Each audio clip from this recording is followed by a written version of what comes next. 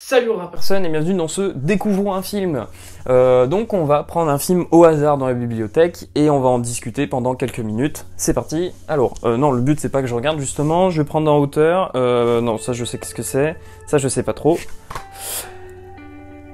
Je l'ai pas fait exprès, Le Convoyeur avec Albert Dupontel. Alors c'est pas un film d'Albert Dupontel, c'est un film de Nicolas Brukieff, je sais pas si je le prononce bien, avec Albert Dupontel, Jean Dujardin et François Berland. Il y a même l'actrice qui joue souvent avec Albert Dupontel dans Bernie, dans ses premiers films, et Claude Perron qui assistait souvent à Albert Dupontel en tant qu'actrice dans Bernie, Le Créateur et Enfermé dehors. Et donc Le Convoyeur, qui n'est pas un film comique ou comédie dramatique comme faisait Albert Dupontel, c'est un film policier. Qu'est-ce que ça raconte? On raconte l'histoire de simplement de convoyeurs en France, c'est-à-dire ce sont ceux qui transportent l'argent liquide dans de camions renforcés d'un point A à un point B. Généralement c'est souvent des banques, ça peut être carrément autre chose, mais donc ça transporte beaucoup d'argent et c'est aussi beaucoup victime d'attaques. Et donc on va parler un peu de leur quotidien, le fait que par exemple l'affiche le résume très bien. 1000 € par mois c'est le salaire des convoyeurs, tandis qu'ils transportent 1 million d'euros dans chaque sac. Je pense que ça résume assez bien un peu la situation précaire et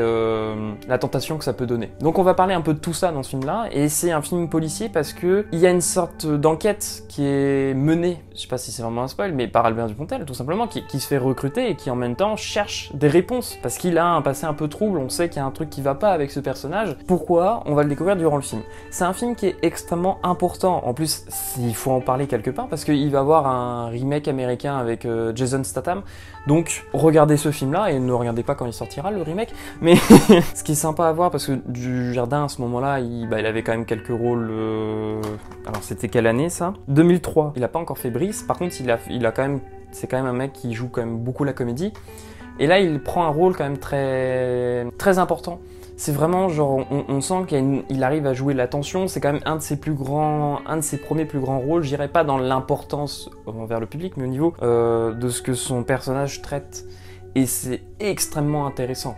Pour ceux qui ont une image du cinéma français telle que des comédies, All Inclusive, Camping et Les Tuches, toutes ces merdes-là, qui représentent pas en fait le cinéma français, représentent une partie. Ça pour moi, ça représente le cinéma français. Toute la variété que le cinéma français puisse proposer. Et franchement, c'est pas un film qui va être lourdingue comme certaines personnes peuvent ressentir avec certains films. August Story, qui est...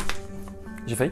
August Story, qui est un film, en fait, qui est vraiment un chef-d'œuvre, mais qui est un film qui est pas dessiné pour tous. C'est-à-dire que vraiment, si vous avez du mal avec un film qui est lent, qui prend son temps et qui aime bien filmer pendant plusieurs minutes une même scène, tout simplement pour appuyer une émotion, et que vous n'êtes pas atteint par ça, ça peut être compliqué par exemple de regarder le visionnage de Ghost Story.